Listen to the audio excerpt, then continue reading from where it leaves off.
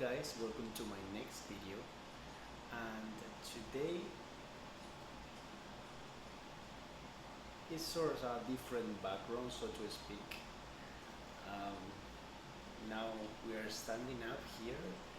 Uh, this is not a real fireplace, but here in Miami, like, it's not a place to have a fireplace, so this does the job more or less for the background.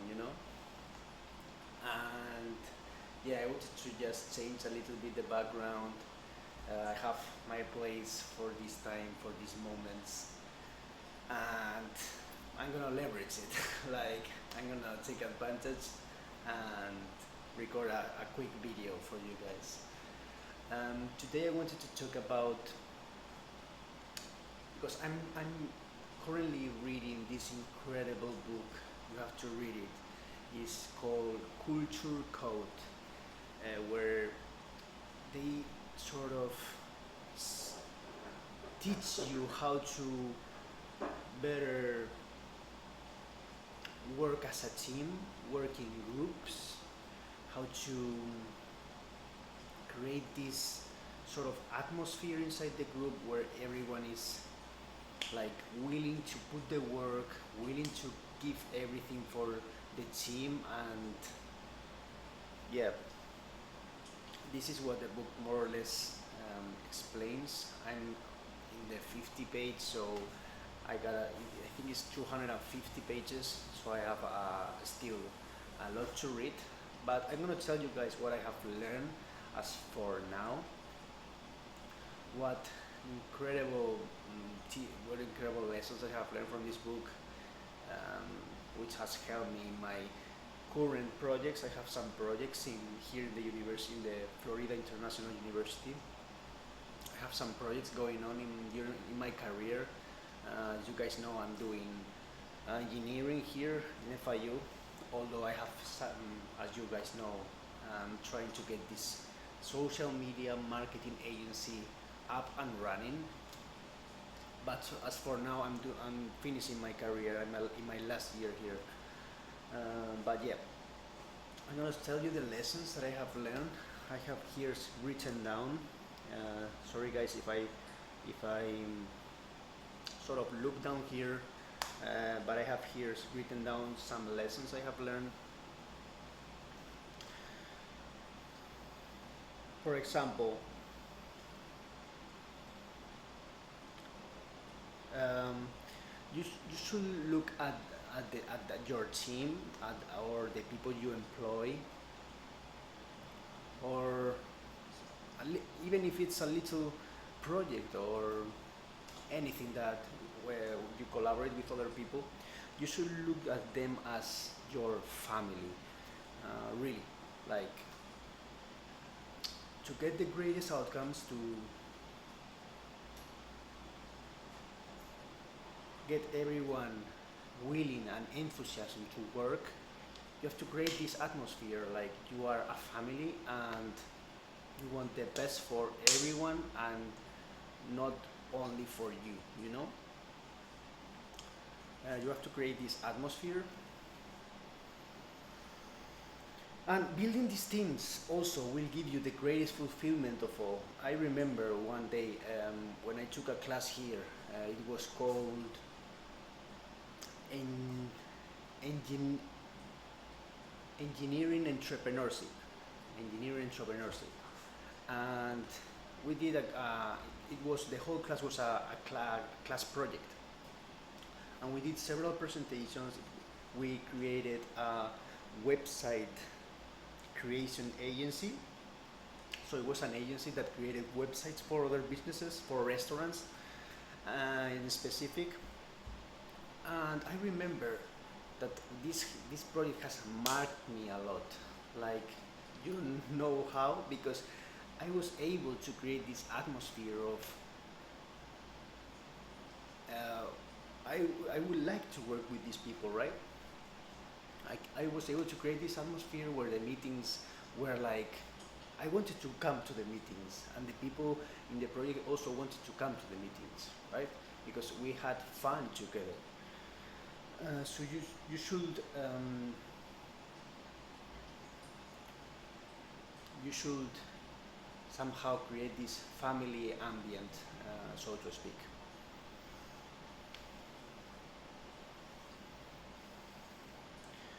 It's useful also to have some controversial conversations inside your team. Uh, for example, of politics, of whatever you can think of that is controversial, because you might think that this creates the opposite, like a bad ambient, like people start arguing. But if you don't put the ego inside and you try to get to understand others, these controversial topics are actually good, are beneficial, because the other not feels like, well, if we are able to discuss about this, we are actually bound together. Like we are somehow humans, and the topics is like not that important. You know? I don't know if you guys understand me. It's difficult to explain this, but yeah, having controversial topics, you can talk about anything really in every meeting that you have with your team. Other things that I have written down here, also not only controversial, but also things that you might have in common. For example, if you like all food, food is a very top is a very universal topic that everyone likes. So you can bring this up. What is your favorite food? You can all even invite all the team. You was this will even create a more sense of belonging. You can invite the team to have lunch, dinner. You can afford, or obviously. But yeah, you can also bring topics that are, universal, that are of interest to all other people. But the main thing is to create this family ambient. Like you have to care for the outcome of their project more than what you get out of it. You have to be unselfish. You have to be humble. You have to also work harder than everyone else. And if the people will see if the people see that you work harder than everyone else, they're gonna they're gonna want to work even harder themselves. And you can also use physical touch. It's incredibly important to put like close spaces between you. Close spaces um, force interaction between the people. If you are like 5 meters apart, you are not going to interact as much as if you were like here between each other. So be in a close space if possible. Try to also not only be interested in talking. You can also touch them in some way, in a friendly way. This creates even more sense of belonging. This creates even healthier ambience. What else do I have written down here that I have learned from this incredible book? So actually, there was a story that this book told about this coach called Popovich, I think, which trained the Spurs in a basketball team here in the USA, and they brought this coach because he he wasn't the best coach. He didn't won everything with the team, you know, but he won the matches that weren't supposed to win. you know, they had the baddest or the worst odds,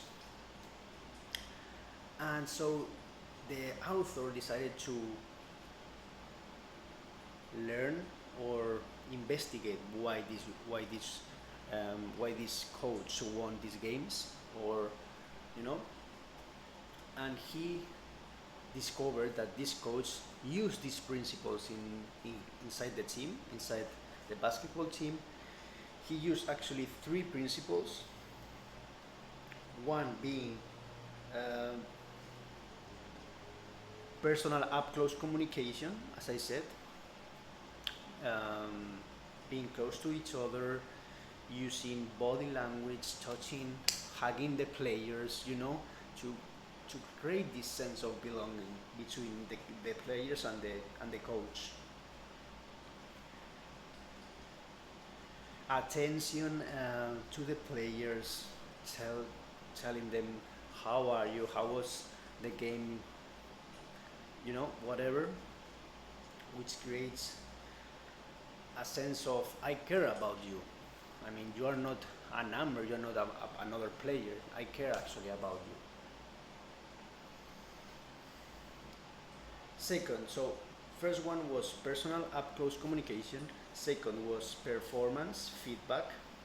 So the coach criticized the players, and this was also beneficial because the players wanted to become even better if they if the coach criticized, but in a healthy way, you know, because it creates like a sense of in this team we have high standards and I know that you can live up to these standards. This is also a very incredible principle you can put inside your team to have high standards for everyone. And if everyone is not giving their best, and you know they can give them, they can give it. Just tell them and you know give them some feedback. And the third principle is called the big picture perspective, which is, as I said, larger conversations about politics, history, food that translate as life is bigger than, in this case, basketball. So, as I said, having controversial topics bring to the table for everyone to interact, to give their opinion, and this creates an atmosphere of belonging, of tribe. So yeah, this is what I have learned from this book for the moment. It's called Culture Code. Check it out. It's incredible. And yeah, guys, hope you guys like this video. Hope you guys like this background. Hope you guys like everything, guys. Tell me in the comments what you think about. If you like this type of setup, if you like the topic, tell me your thoughts. I will be more than willing to respond to you guys, and I will see you guys tomorrow.